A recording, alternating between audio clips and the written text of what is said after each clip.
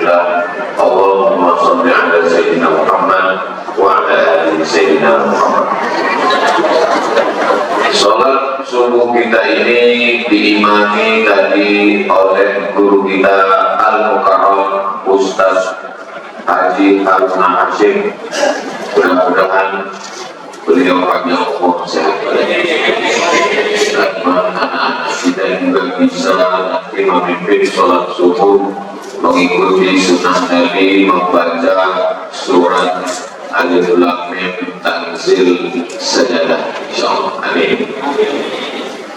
Kepada para alim ulama, ketua, seluruh pengurus Masjid Darul Muta'allim apa daerah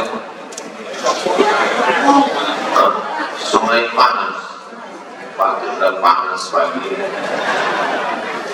Mudah-mudahan semua yang hadir ini mendapatkan pahala haji dan umroh.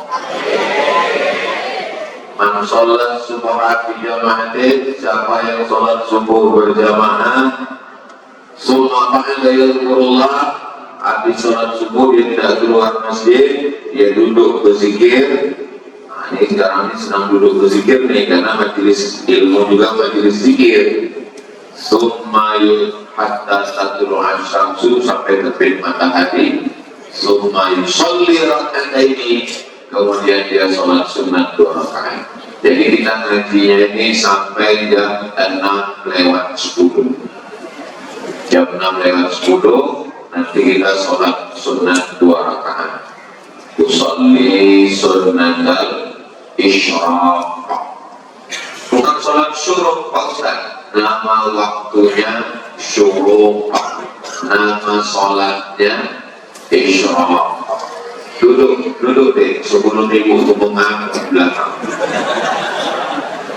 Dilempar orang tuh, kau tak kena, aku kena.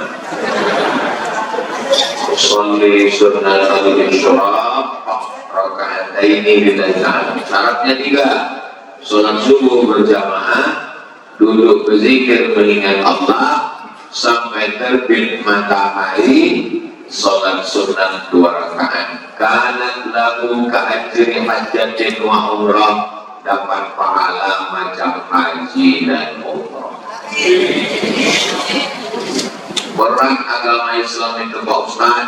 Mau haji ke Makkah 70 juta, start 2025, berangkat 2055. 35, 45, 55, 30 tahun nunggu.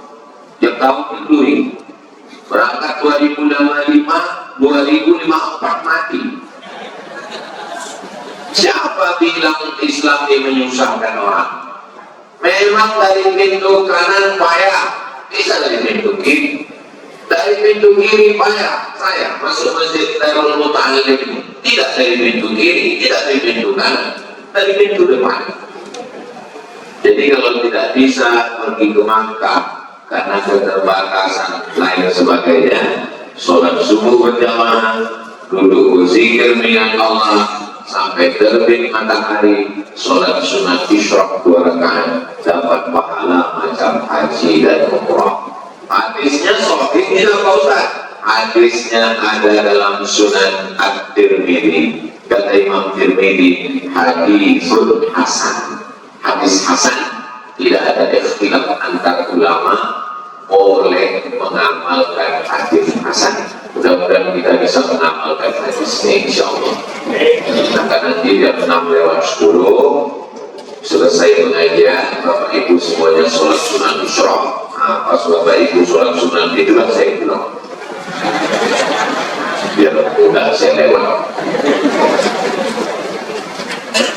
Jadilah yang pertama, kedua, ketiga, keempat, jangan jadi yang kelima, karena nanti kau akan binasa. Jadilah yang pertama, kedua, ketiga, keempat, jangan jadi yang kelima, karena kau nanti binasa. Itulah yang akan kita kaji subuh ini. Apa saja yang pertama, kedua, ketiga, keempat itu. Ini kalau tak dijelaskan nanti orang bingung. bingung mau memahaminya ini. Apa kata Ustaz Somad tadi? Jadilah kau yang pertama, kedua, ketiga, keempat, jangan jadi kelima kau binasa. Pas pula dia anak yang kelima. Binasa laku saja. Makanya kalau ngaji itu dengar baik-baik, fokus. Kalau mau dengar, dengar. Kalau mau tidur, tidur. Jangan pengajian tidur-tidur ayam. Aku tadi waktu Ustaz itu pengajian macam-macam aku dengar macam tidak. Nah, itulah yang banyak kacau. Ustaz, apa hukumnya suami saya di sholat Nabi Daud?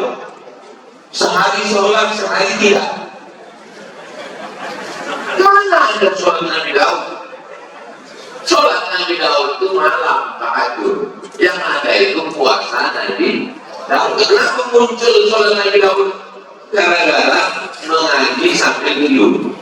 Kalau mau ngaji, ngaji. Kalau mau tidur, tidur. Sholatnya yang mau tidur, tidur. Nanti kami bangun di jam 6:10. 6:10 sore nanti.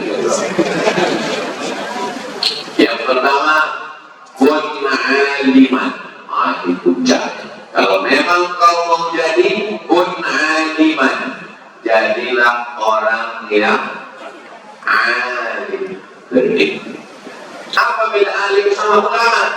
Kalau satu alim, kalau dua alimani, kalau tiga ulama. Makanya orang Indonesia ini suka mubazir. Yang kami hormati para alim ulama. Kalau sudah alim ulama itu. Kalau satu masjid, kalau dua masjidani. Kalau tiga, masajid. Makanya kalau ada orang menghafal bahasa Arab 3, itu dia hafal 6. Karena bahasa Arab itu lain bentuk tunggal, lain bentuk jamak. Kalau buku satu, kitab. Kalau banyak, kutub. Kalau pintu satu, bab. Kalau banyak, abwab. Beda sama bahasa Indonesia. Kalau satu, buku. Kalau banyak, buku-buku. Kalau ustaz, satu ustaz, kalau banyak asatidz. Nah, jadi menghafal kosakata. Kata Nabi yang pertama, kun aliman, jadilah orang yang alim. Mudah-mudahan anak-anak kita menjadi alim. Alim. Datanglah mahasiswa menjumpai saya. Assalamualaikum Ustaz Somad. Waalaikumsalam. Saya ini sedang menulis tesis S2 di mana? Di UIN. Ya, boleh saya konsultasi? Boleh, saya bilang. Konsultasinya gimana? Kata dia. Saya tanya, kamu laki-laki atau perempuan? Perempuan pula. Ini kalau saya bawa konsultasi ke kafe, ini bisa jadi wajib saya nanti.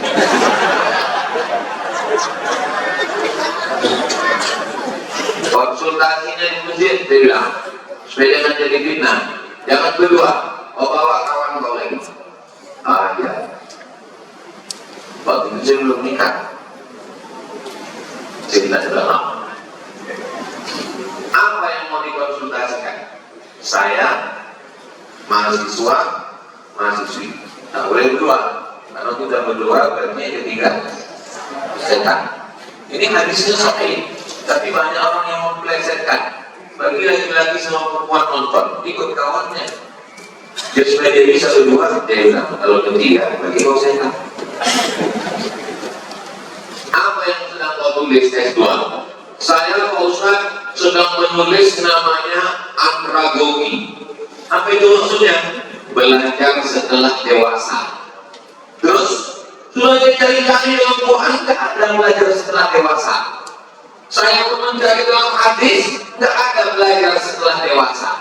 Yang saya dapatkan adalah utlubil ilma, tutullah ilmu minal mahdi tidak lahdi, dari buaya hingga liang lahat. Tapi dalil tentang belajar dewasa belum dapat saya, Pak Ustaz.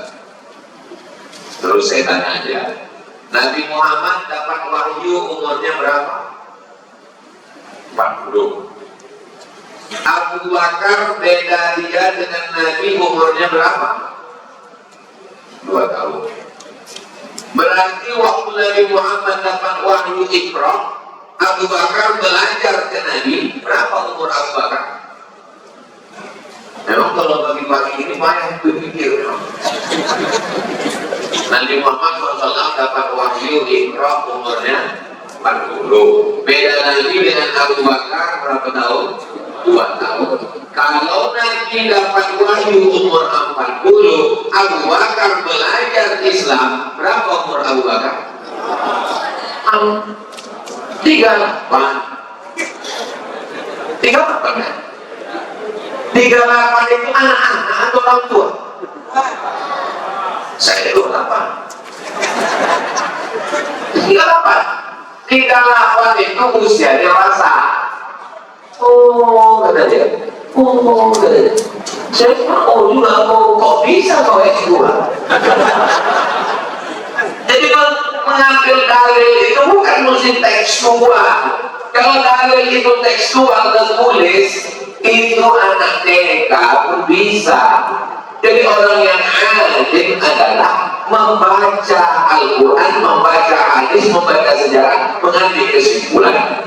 Nabi Muhammad dapat wahyu umur berapa? 40. Beda Nabi dengan Khadijah umurnya berapa? 15 tahun.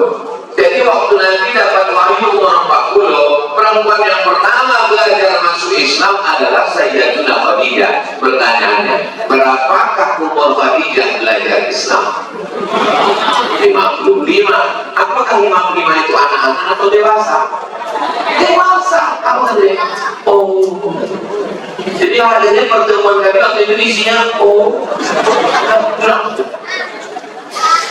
pergi. Itulah pentingnya Allah kasih kita akal. Akal ini yang dipakai untuk membaca Al-Quran, membaca hadis, memahami. Apalah ini banyak orang sekarang tak bisa ada akal. Dulu waktu Tuhan membagi-bagi akal, dia nggak ada. Akal betul kata orang Minang, orang akal, minum air akal. Bapak Ibu yang dimuliakan Allah Subhanahu wa Ta'ala, membedakan kita dengan binatang itu. Ambil ayam, belah kepala ayam, ada putih-putih, apa namanya? Otak. Ambil kambing, belah kepala kambing, ada putih-putih, apa namanya? Otak. Belah kepala orang, ada juga. Jadi kalau begitu, kambing, ayam, manusia sama-sama punya otak. Tapi apakah ayam berpikir? Tidak. Apakah kambing berpikir? Tidak. Maka kalau ada manusia punya otak tapi tak berpikir, berarti tak ada bilang begitu. Sama yang mengambil kesimpulan. Nah, yang membedakan kita dengan binatang itu adalah akal, bukan otak. Karena semua makhluk punya otak. Nyamuk apa otak? Nyamuk tak punya otak. Nyamuk ini paling hebat otak. Cuma kita tak bisa menengok otaknya. Tangkaplah nyamuk, tengok otaknya. Pakai mikroskop. Jadi Allah kasih kita akal. Pembagian akal ini sama macam jadi ini. Ada yang tinggi, ada yang sedang, ada yang rendah. Pembagian rezeki pun begitu juga. Ada yang kaya, ada yang sedang, ada yang susah. Pembagian muka pun begitu juga. Ada yang ganteng, ada yang sedang, ada yang jauh dari ganteng. Beginilah Allah membagi. Wa rafa'na fawqakum fawqa ba'din darajat. Memang sengaja dibuat Allah begini. Supaya apa? Supaya kita bisa bekerja sama. Coba kalau diciptakan Allah semua dari ini sama panjangnya, terus mana kita mau bekerja sama? Makanya kita ini pun begitu. Ada yang tinggi, ada yang rendah, ada yang sedang. Tapi siapakah yang masuk surga duluan? Bukan yang tinggi, bukan yang pendek, bukan yang sedang. Yang masuk surga adalah yang paling takut kepada Allah Subhanahu wa Ta'ala. Mudah-mudahan kita ini semua orang yang takut kepada Allah. Misalnya terkunci di dalam ruangan, rumahnya ini canggih, kaya. Mudah-mudahan anak kita semuanya menjadi orang kaya.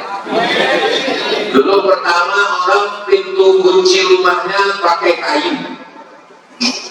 Lama-lama canggih pakai besi. Lama-lama pakai kartu. Lama-lama pakai kode password 1472. Kode kau berapa? 1977. Itu apa maknanya? Tahun lahir aku. Canggih lagi sekarang, tidak lagi pakai itu, pakai muka. Asal muka, terbuka tuh. Rupanya bisa juga dipalsukan. Kenapa? Operasi plastik.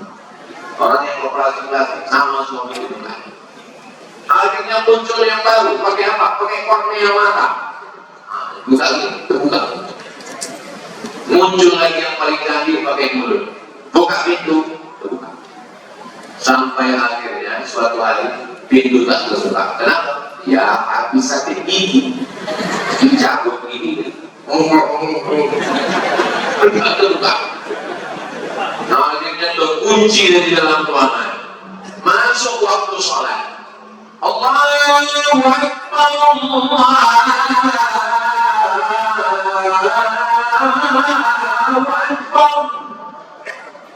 Ini suara azan dulu, masuk waktu sholat jam 12.30, pintu tak juga terbuka. 1.30 tak terbuka, 2.30 tak terbuka, 3.30 tak terbuka. Masuk waktu asar. Pertanyaannya, bagaimana sholat zuhur? Menurut mazhab Hanafi, dia tidak wajib sholat zuhur. Kenapa tak wajib? Karena di dalam ruangan itu tak ada air dan tak ada debu. Mau berwudu tak bisa, mau tayammum pun tak bisa. Jadi cari debu kan? Sini tak ada debu, sini tak ada debu. Untung muka kamu debu. Menurut mazhab dia tak wajib sholat. Kenapa tak wajib sholat? Karena dua alat bersuci tak ada, air tak ada, debu tak ada. Menurut mazhab Hambali, dia tetap wajib sholat tanpa wudu dan tanpa tayammum. Usolli waktu subri arba'a raka'atin adaan lillahi ta'ala. Tak boleh disebutkan tanpa wudu dan tayammum. Karena ada alat bersuci. Kata mazhab Hambali. Kata mazhab Syafi'i, dia tetap sholat tanpa wudu, tanpa tayammum. Tapi nanti kalau dia sudah keluar dari kamar itu, tiba-tiba dibukakan pintu orang. Alhamdulillah keluar dari kamar itu. Berapa hari? Setelah 3 minggu. Keluar dari situ, dia ulang balik sholatnya. Sholat yang diulang itu namanya sholat i'adah. Sholat apa namanya? I'adah. Sekarang kita ulang balik. Menurut mazhab Hanafi tak wajib sholat. Kenapa tak wajib? Karena tak ada alat bersuci, tak ada air, tak ada wudu.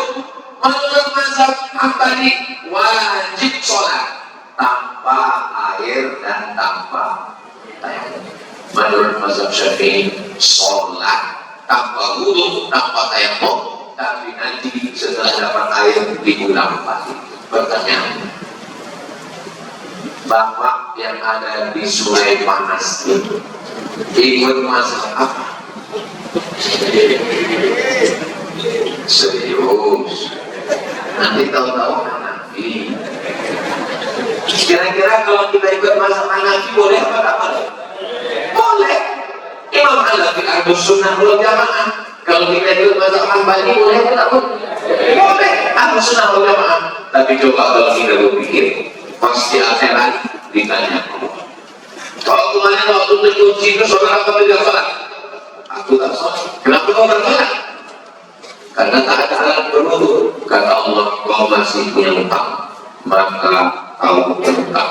Berarti kita mati dalam keadaan bawa utang. Kita pakai mazhab Hambali. Kau kemarin waktu terkunci itu sholat? Aku sholat ya Allah. Tapi sholat kau tak sah. Kenapa tak sah? Karena tidak berwudu dan tidak tayammum. Maka kau juga punya utang.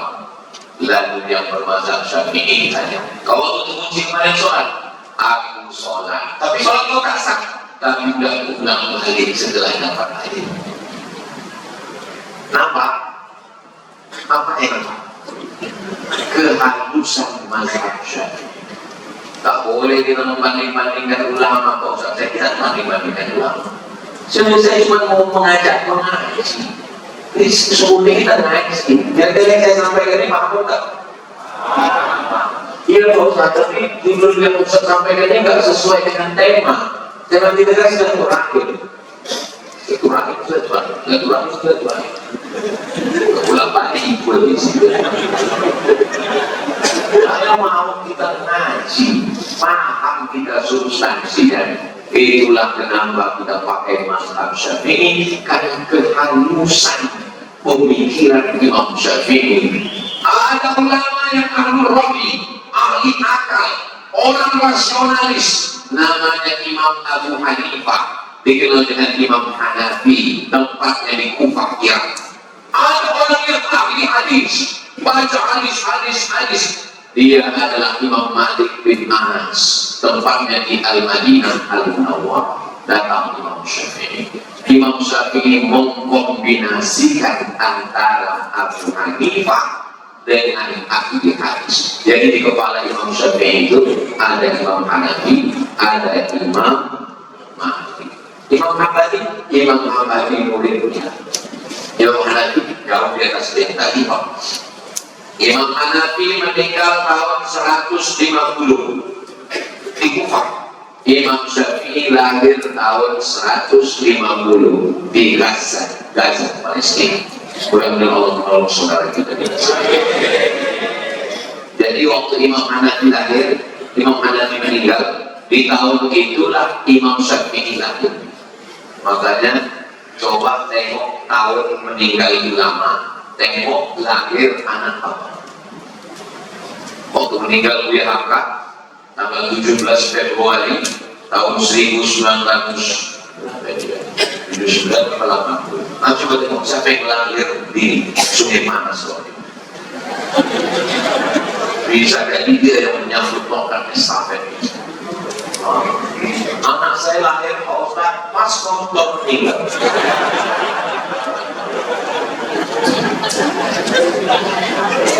Doakan mudah-mudahan selamat ya Allah.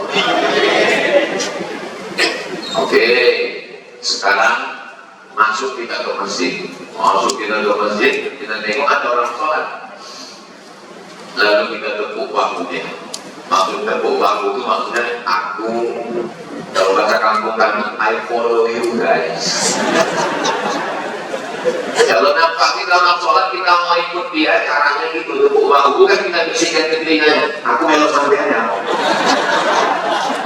Khawatir kita dijawab enggak.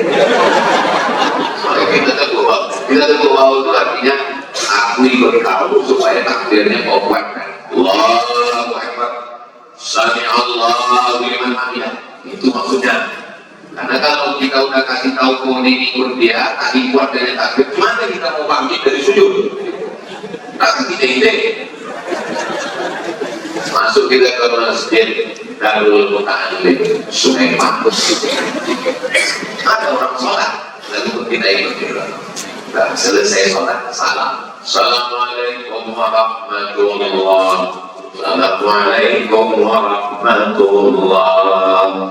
Habis itu salam. Kata si imam ini, mohon maaf ya Pak, aku tadi sholat sunat ba'diyah. Kamu makmumnya, aku sholat subuh. Kenapa kau tak bilang kau ba'diyah? Kan imam, kamu kenapa kau ikut aku? Maksudnya kau tulis tadi belakang ba'diyah bro. Salah. Menurut mazhab Maliki batal sholat. Kenapa? Karena imamnya sholat sunnah, makmumnya sholat wajib. Imam Hanafi, gimana sholat orangnya? Kan Imam Hanafi sholatnya tidak sah. Karena imamnya sholat sunnah, makmumnya sholat wajib. Sekarang saya tanya jamaah, kira-kira makmum ini sholatnya sah atau tidak sah? Berarti imam mazhab. Kalah imam Hanafi, imam Malik pun kalah, imam Al-Bani. Tidak ada ayat dalam Quran menjelaskan imam sholat sunnah, makmum sholat wajib. Tidak ada. Bukanlah dari surat Al-Fatihah sampai ke Anas. Kalau dapat satu ayat menjelaskan imam sholat sunnah, makmum sholat wajib dan sah, potong telinga saya di sebelah. Ustaz apa itu? Ustaz Somad yang telinganya hidung telinganya hilang sebelah di masjid kami gara-gara taruhan kemana? Bukanlah kitab Sahih Bukhari, Sahih Muslim, Sunan Abi Dawud, Sunan Tirmidzi, Sunan Nasa'i, Sunan Ibnu Majah, Muwatta Malik, Sunan Darimi, Musnad Ahmad bin Hanbal. Tidak ada hadis yang menjelaskan kalau imam sholat sunnah, makmum sholat wajib, sholatnya sah. Tak ada. Itulah kenapa mazhab Maliki, mazhab Hanafi, sholat makmum batal karena imamnya sholat sunnah, sedangkan makmumnya sholat wajib. Nanti kata Imam Syafi'i sah. Kok bisa? Ini jawabannya. Jangan kemana-mana, kita ambilkan saya. Masih serius?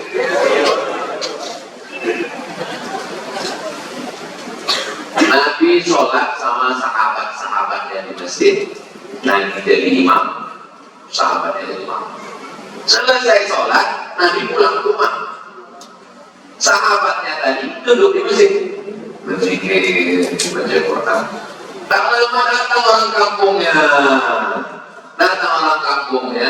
terlambat, ingin sholat.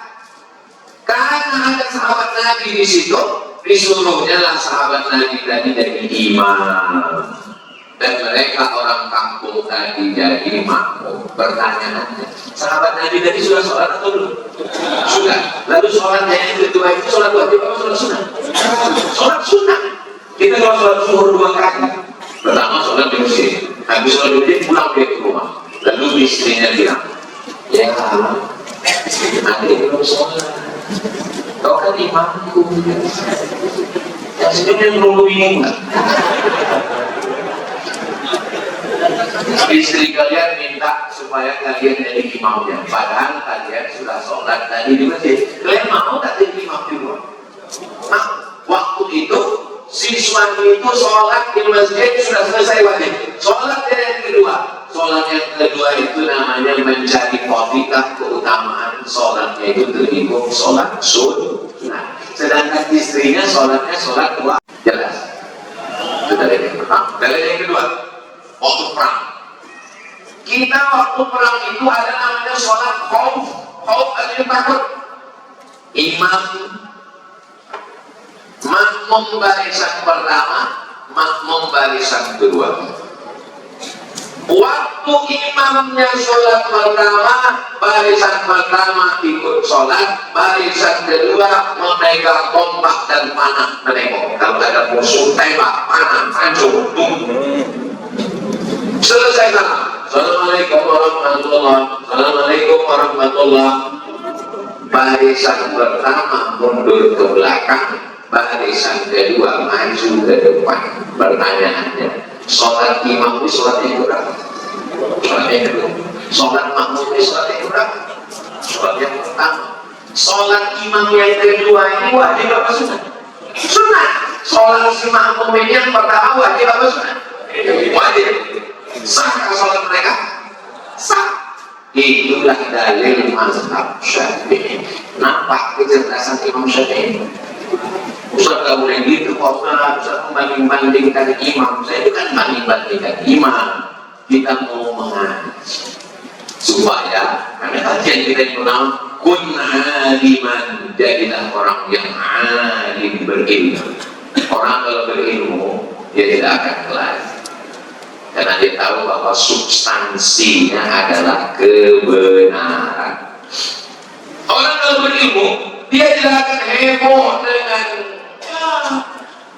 apa guna jamnya. Guna jamnya Guna jam ini untuk ngasih tahu bahwa sekarang jam 6 kurang 10. Kan itu gunanya. Bahwa ada jam yang harganya 100 juta. Penting atau tak penting? Ketahuan tak ada yang punya jam 100 juta. Pusat tadi dari sore. Iya. Ada nampak jam saya yang harga 100 juta itu. Sebetulnya ada nampak saya, tapi kan ada yang tahu 100 juta nampak.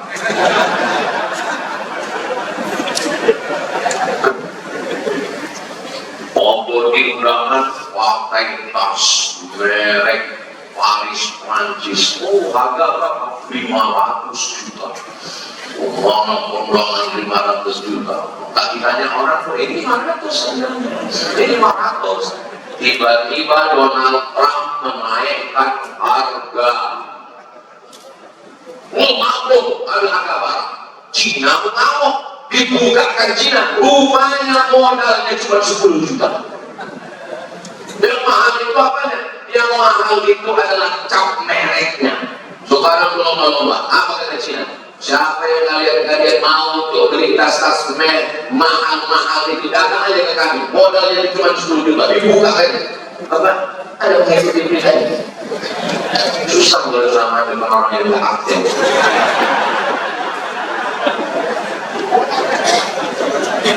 Artis-artis, pejabat-pejabat, orang-orang kaya sekarang lusuh. Rupanya perasaan itu cuma 10 juta. Habislah. Itulah makanya berdiri. Orang kalau itu dia tak tertipu dengan itu. Apa gunanya sampai semahal itu? Coba kalau dibangunkan masjid, berapa kau beli itu tas? 500 juta. Padahal modalnya cuma 10 juta. Padahal kalau mau, kau wakafkan ke masjid 490 juta. Cukup. Nih, masjid ini. Gak tahu ya berapa modalnya. Tidak. Masjid Muslim Pancasila itu tanda tangan Presiden Soekarno. Presiden Soekarno meninggal. Apa yang tinggal? Masjid terbesar di Asia Tenggara, Masjid Istiqlal, meninggal. Main Presiden Soekarno 32 tahun berkuasa, meninggal. Tapi setiap kabupaten kota ada tinggal Masjid Muslim Pancasila. Kubahnya pas, tidak pakai kubah bulan, kubah Masjid Demak Waliso. Harimau mati meninggalkan belah, gajah mati meninggalkan gading, presiden mati meninggalkan jenazah.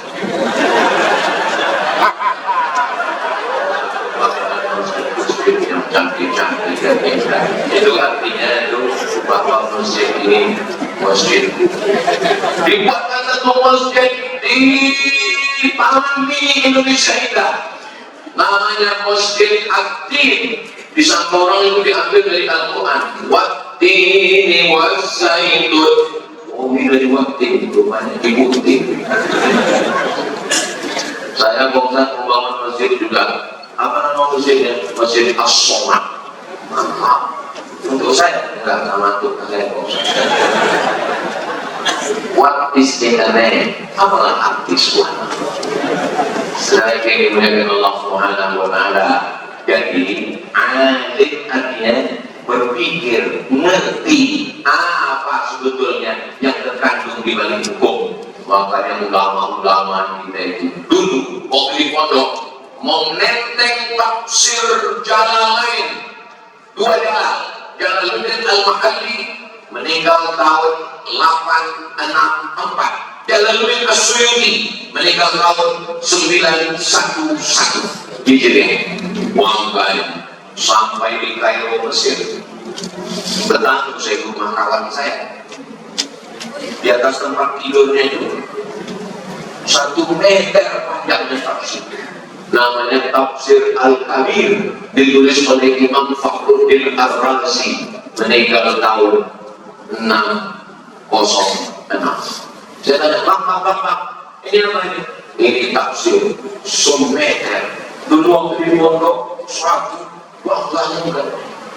Di pondok dulu tapi kamus yang paling tebal namanya Al-Munjid fil Lughati wal Akhlaq. Orang bawa kamus ke masjid untuk tidur.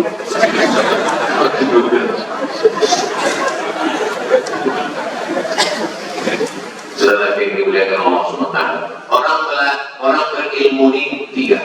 Ketika awal-awal berilmu merasa tahu segala, awal-awal ilmu tahu segala. Begitu sudah mulai fase setengah, ternyata lebih banyak yang tak tahu daripada yang tahu. Sudah sampai kepada fase ujung, rupanya yang kita tahu hanya 0,1%, yang tak tahu seluas langit dan bumi. Jadi kalau nampak nanti ada orang yang diam aja, itu orang berilmu. Bisa dua kemungkinan, berilmu atau mengaji. Kenapa bukan orang itu bercakap aja? Ya, dia masih level 1, masih merasa berilmu. Kalau udah orang dari sudah berilmu betul, itu udah kita tahu orang yang bercakap.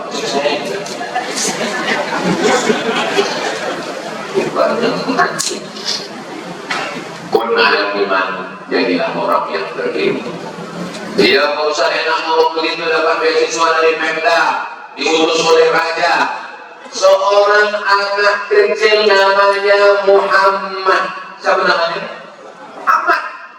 Lalu kemudian dia pergi dari kampungnya. Nama kampungnya Bukhara. Apa nama kampungnya? Bukhara. Karena dia dari Bukhara disebut dengan Bukhari. Orang Bukhara, Bukhari. Orang Makkah, Al-Makki. Orang Madinah, Al-Madani. Orang Mesir, Al-Misri. Orang Irak, Al-Iraqi. Orang Batam, Al-Batam. Kau nama kau siapa? Al-Batam. Kau dari Batam? Dari Bengkok. Kau dari Al-Bengkok. Namanya Muhammad, nama ayahnya Ismail, nama atunya Ibrahim, nama unyangnya Al-Mughirah, nama atunya yang kelima Bardisbah. Muhammad bin Ismail bin Ibrahim bin Al-Mughirah bin Bardisbah. Dari kampungnya Bukhara masuk ke Iran, masuk ke Irak, masuk ke Makkah, masuk ke Madinah, naik ke negeri Syam, masuk ke Mesir, pulang 16 tahun berkeliling. Belum ada kereta cepat dari Cina, belum ada pesawat terbang, naik onta, naik kuda, naik keledai, berkeliling 16 tahun. Terkumpullah hadis 7.275 hadis. Itulah yang disebut dengan hadis Sahih Ya Rasulullah, dia kan orang Arab. Dia bukan orang Arab, dia orang Persia. Sekarang makamnya di Hartan, kampung kecil dekat Samarkand. Naik pesawat dari Cengkareng, nanti turun di Taskent, dari Taskent naik kereta api ke Samarkand. Di Samarkand ada kampung kecil namanya Hartan. Disitulah meninggal Imam Al-Bukhari. Kenapa akhirnya meninggal dari kampung? Meninggal tahun 256 Hijrah. Pulang ke kampung, diundang sama Sultan. Imam Bukhari, tolong datang ke istana, mengajarkan hadis-hadis yang ada dalam kitab ini untuk mengajar anak saya. Kata Imam Bukhari, ilmu itu diambil, ilmu itu dijemput, bukan diantarkan. Kalau memang anakmu mau belajar, datang ke rumah saya, jangan saya yang datang ke istana. Tersinggung raja.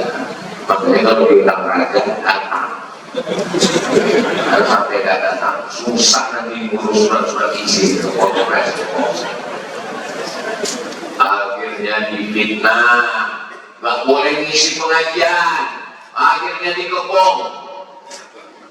Dari Bukhara dia pergi cari kampung kecil Samarkand, dari Samarkand dia cari dari kampung kecil namanya Hartan. Akhirnya dia berdoa kepada Allah, Allahumma qad dhaqat alayyal ardu bima rahubat. Ya Allah, dulu 16 tahun aku berkeliling dunia ini, lapang dunia ini, tapi setelah sekarang dhaqat alayyal ardu, sempit kurasa dunia ini ya Allah. Faqbidni, cabutlah ya Allah. Sudah umat rasanya, cabutlah ya Allah. Meninggal Imam Al-Bukhari tahun 256, dikuburkan. Setelah meninggal baru orang tahu, keluar harum semerbak dari makamnya itu, dan semua orang mengambil tanah kuburnya itu belum berkah, sampai khawatir kubur itu lubang tanahnya diambil. Akhirnya dipagar sekelilingnya, sampai hari ini tak pernah kosong orang berziarah ke makam Imam Al-Bukhari. Pada umur saya pada nanti belajar kita ada program umroh dan ziarah ke makam Imam Al-Bukhari. Tongkos mas. Dia tidak pegawai kerajaan, dia tidak PNS, tapi namanya disebut orang. Cobalah di antara kita ini pasti punya ada orang sekampung keluarga yang namanya Bukhari. Coba kita hitung, saya belum siapa yang namanya Bukhari. Guru balaghah saya dulu Muallim Bukhari, kawan saya Ustadz Bukhari, pegawai Bank Riau Kepri Pak Haji Bukhari, jamaah banyak kali Bukhari. Padahal Bukhari bukan nama orang. Bukhari ini nama Bukhara. Nama kau siapa? Bukhari. Kau dari Bukhara? Enggak, kau saya tidak berwisata. Kenapa nama kau Bukhari? Ayahku mengasih nama aku Bukhari karena kemuliaan Imam Al-Bukhari. Banyak orang yang mau hidupnya terhina, tapi karena dia alim berilmu, dimuliakan Allah setelah meninggal dunia. Tapi berapa banyak orang yang waktu hidupnya mulia? Fir'aun. Belum pernah saya ketemu orang, kenalkan Pak Ustaz, nama saya Fir'aun. 4 tahun saya di Mesir, belum pernah lagi ketemu orang mengaku keturunan Fir'aun. Ya tahu nggak Ustaz? Haruna Hashim tak jumpa sama keturunan Fir'aun. Kalau digali tanah di Batam ini, digali pakai kampol, tiba-tiba kampol itu berbunyi. Kalau ditarik, rumahnya ada beliau isinya emas semua. Orang akan mengatakan ini harta karun. Padahal karun di Mesir. Kenapa pula bisa rice cookernya ke sini? Sampingkan kayanya karun. Ada orang di Batam yang mau mengaku keturunan karun kan? Tidak ada. Begitu Allah kalau mau memuliakan orang. Sudah meninggal baru tahu kenapa. Makanya jangan tengok waktu hidupnya. Hidupnya apa Pak? Hidup ini menunggu mati. Hidupnya dia menunggu mati. Yang namanya menunggu itu kan membosankan kan? Dikirimnya istri, dikirimnya anak. Bapak pulang nanti kasih tahu sama istri, oh my wife, hidup ini hanyalah menunggu mati. Dan menunggu itu sesuatu yang membosankan. Lalu Allah mengirim engkau wahai bidadari surga. Saya bosan mau ngomongkan itu nanti ke rumah. Terus cuman yang ada istri tetangga saya, nah, mau bilang sama dia, almarhum kau langsung. Mudah-mudahan yang belum berjodoh diperlukan Allah dengan jodoh yang baik. Yang bilang amin yang belum nikah. Bilang amin udah bersujud. Lebih dari Allah Subhanahu wa Ta'ala, maka berilmu. Dia kalau saya ini anak saya ini dari tentara yang berilmu. Siapa tentara yang berilmu? Dia tahu bahwa bintang 4 itu tidak bisa menolong dia di hadapan malaikat maut. Datang malaikat maut mencabut nyawa. Aku mau mencabut nyawa, kata malaikat maut. Tunjukkan. Aku bintang 4, bintang 7 dan takut. Dia sadar bahwa bintang 4 itu tidak bisa menolong dia di hadapan malaikat bongkar. Nakir, marah buka. Bisa rupanya waktu ditanya malaikat, marah buka. Aku tentara, aku polisi, aku pejabat, aku ulama. Dia sadar. Maka setelah dia jadi panglima, dia pulang ke kampungnya, dibangunnya Islamic Center 2 lantai markas Islami di kota yang paling jauh di dunia. Kota yang paling jauh di dunia namanya Ujung Pandang. Sekarang nama kota itu sudah berubah menjadi Makassar. Ada orang Makassar sih? Ada Kareba? Gak ada. Kalau ada sudah bagi-bagi. Sedangkan yang dimuliakan Allah Subhanahu wa Ta'ala. Jadi kalau kita berilmu, mengerti, orang berilmu bukan orang yang IP-nya 4. Orang berilmu bukan yang IQ-nya 200. Orang berilmu adalah orang yang mengerti tentang hakikat hidup, bahwa hidup ini kawannya adalah mati, muda itu kawannya adalah tua, kaya itu kawannya adalah miskin, ganteng itu kawannya adalah tok, tua maupun peot. Ustaz ini nggak menjaga perasaan orang tua. Ini di depan saya ini tidak ada orang tua. Ini semuanya ini anak-anak muda yang terjebak di tubuh yang tua. Siapa yang sholat subuh berjamaah, siapa yang datang pengajian, maka dia adalah anak muda. Takbir. Saya sudah ceramah jam 6:05. Tadi janjinya 6:10. Dari bunyi takbirnya itu kayaknya tahan 1 jam lagi. Sanggup 1 jam lagi.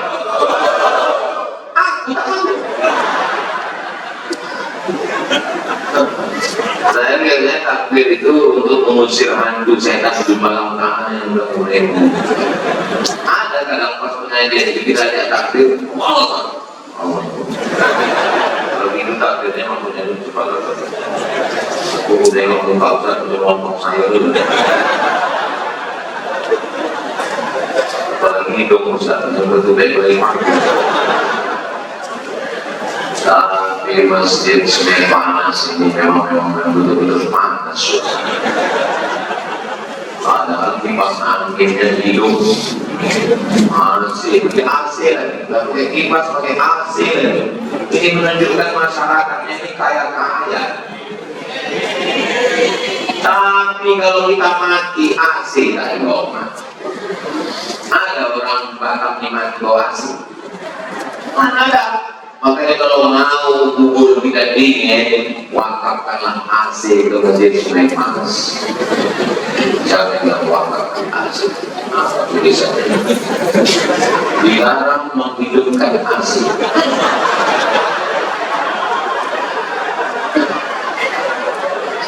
Dilarang menghidupkan.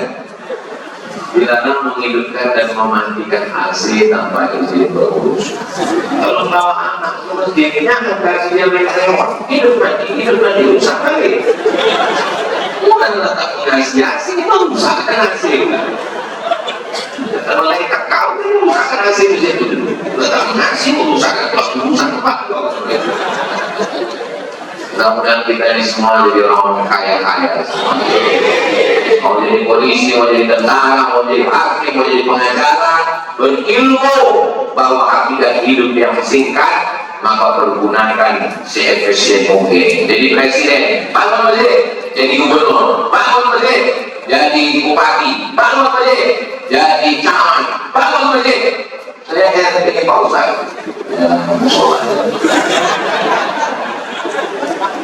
Saya memang RT Pak Ustaz.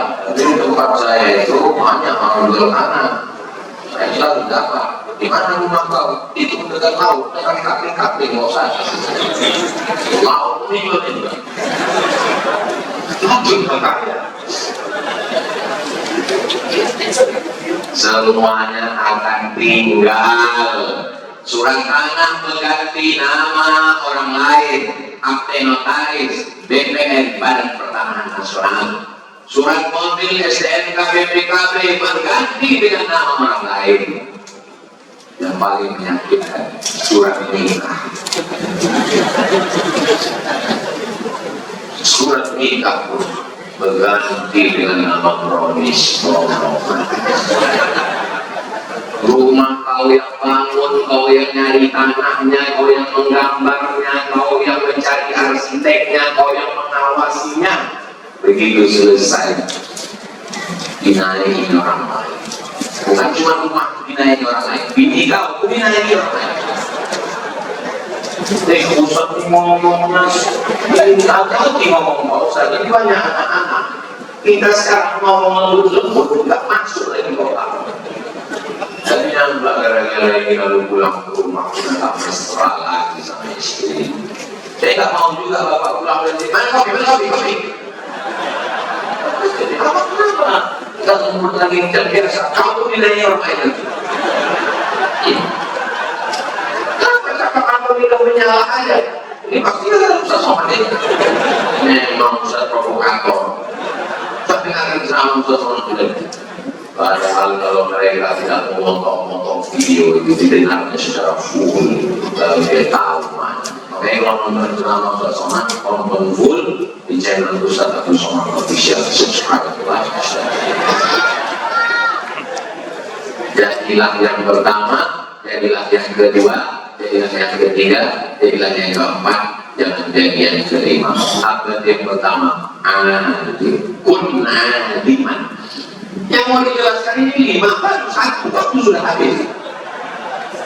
Ternyata kalau kita ceramah di depan orang yang hatinya bersih, nggak terasa waktu itu begitu cepat berlalu.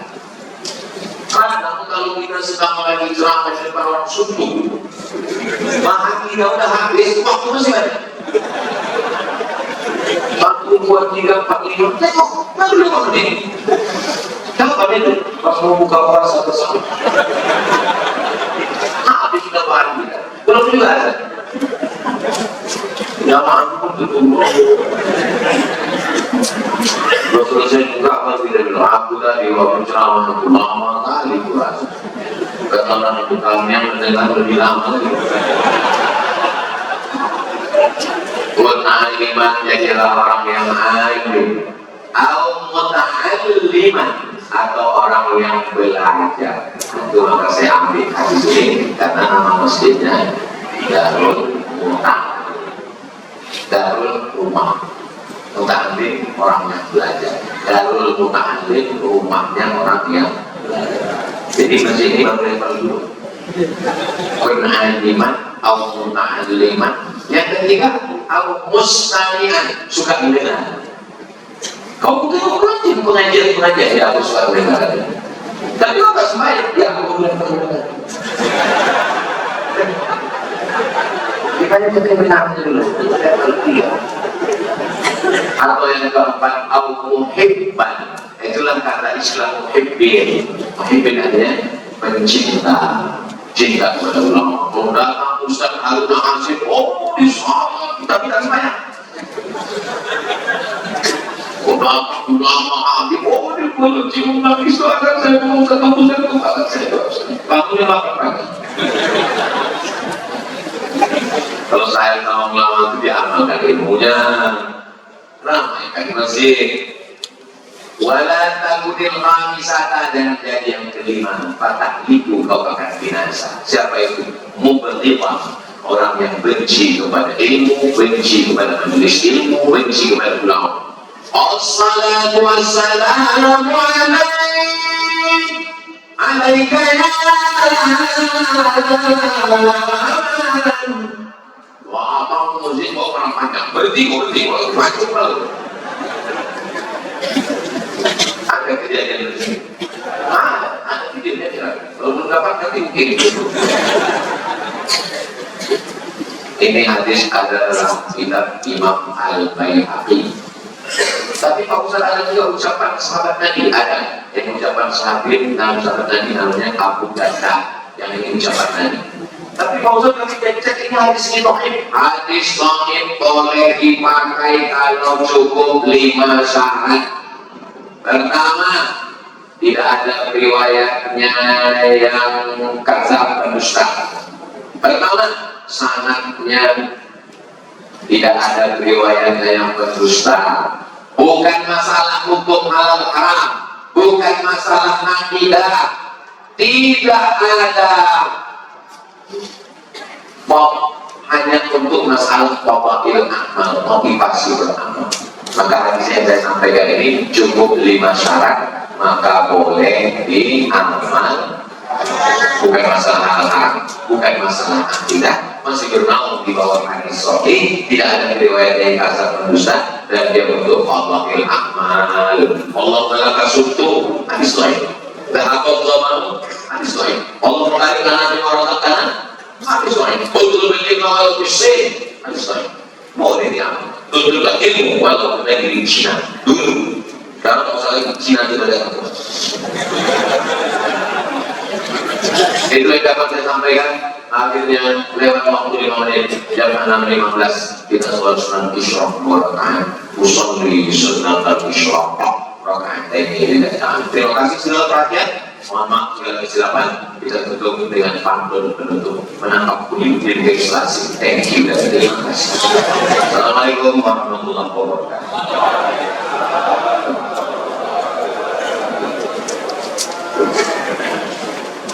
Sallallahu